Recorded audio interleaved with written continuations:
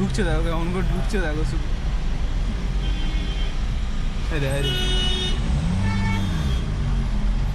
কোথায় বাঁদিকের লেনে ছিল, সবাইকে চেপে দিয়ে। নমস্কার, আমার নাম রঞ্জিত, আপনারা দেখছেন ভোগলুদা ইউটিউব চ্যানেল। তো আজকে আমরা বেরিয়ে পড়েছি তারাপীঠ মন্দিরের দিকে। তো আমরা 12টার সময় গাড়ি ছেড়েছিলাম, এখন বাজে ঠিক ভোর 5:30। সূর্যের আলো দিয়েছে। তো আমরা আস্তে আস্তে চলেছি তারাপীঠ মন্দিরের দিকে। সুন্দর ভোরের হালকা মিষ্টি হাওয়া। Master morning master. এই কাস্তে এই ঠান্ডা তো দারুণ লাগছে কিন্তু। যেহেতু আজকে শিবরাত্রির দিন আমরা এসেছি পুজো দিতে, তো এখনও সেই শীতের আমেজটা রয়েছে ভোরের দিকে। তো আমরা পৌঁছে এলাম আমাদের গন্তব্যস্থল তারা মায়ের মন্দির তারাপীঠ। তো আমরা এখানে পুজো আমাকে দিতে ছিল না, কারণ আমার আজকে ছিল, আমার আর কি চলছে অসৌচ, সেই কারণে আমি পুজো দিইনি। দিয়েছেন যারা গিয়েছিল, আমাদের মাস্টার, কাকিমা আর ওদের ফ্যামিলি আর সব পুজো দিল। তো যেহেতু আমি সেরকমভাবে পুজো দিতে পারিনি বলে আমরা ঘোরাঘুরি করে নিলাম একটুখানি তারাপীঠ মন্দির প্রাঙ্গণে আর শ্মশানে।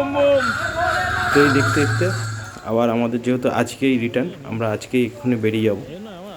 আর এখান দিয়ে এরা যাচ্ছে বাঁক নিয়ে জল ঢালতে।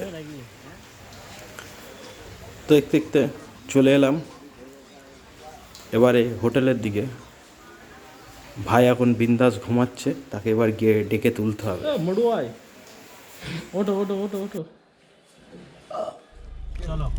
জয় মা তারা, জয় তারা, জয় জয় তারা। তো এখন আমরা তারাপীঠ থেকে আপাতত বেরিয়ে যাচ্ছি। এখন যাব হচ্ছে কঙ্কালীতলা। কঙ্কালীতলা হচ্ছে তোমার আরেকটা সতীপীঠ।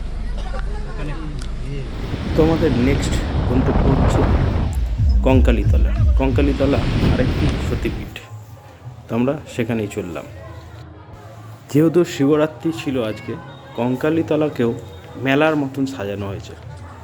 খুব সুন্দরভাবে লাইট ফাইট দিয়ে সাজানো হয়েছে, হয়তো ক্যামেরাতে অত ভালো করে বোঝানো যাবে না। তো এই হচ্ছে কঙ্কালীতলার মন্দির, আর এই হচ্ছে ঘাট যেখানে মায়ের কঙ্কাল পড়েছিল।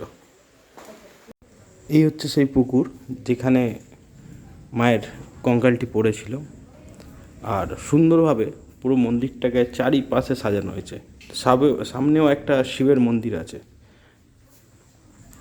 আর ভিডিও করব উঠতে উঠতে কাকুর মনে একটু কৌতূহল গেছিল যে এইখানকার সম্বন্ধে, এই জায়গাটার সম্বন্ধে একটু উনি জানেন। তাই সাধু ওই জলে মাপ পড়ে যাচ্ছে, ওই জল।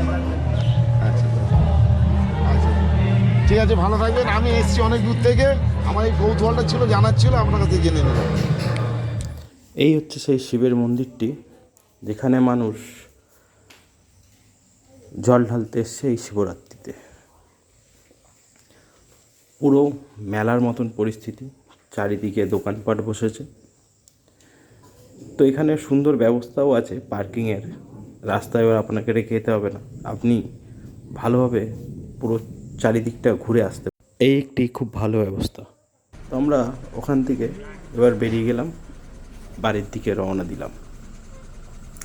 তো জাস্ট বর্ধমানটা না, শক্তিগড় ক্রস করেছি, আর এইভাবে এই হাল।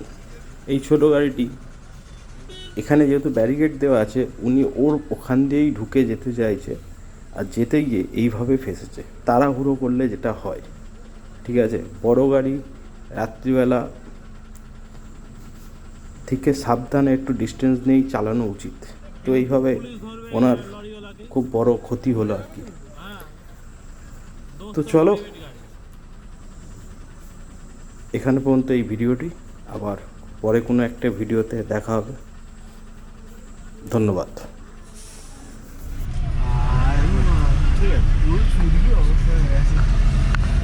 ওকে ঠিক পার করে দিয়েছে। আর এদের অবস্থা এরকম হওয়াই উচিত। কেন ওইখান দিয়েও যেতে যাবে? ইন্ডিকেটর দিলে ও কিছু বুঝতে পারছে যে ইন্ডিকেটর কোথায় আছে না আছে? গাড়ির তোমার এই সাইডটায় থাকে ইন্ডিকেটার দিতে হবে, হর্নটা মারলে তো বুঝতে পারতো।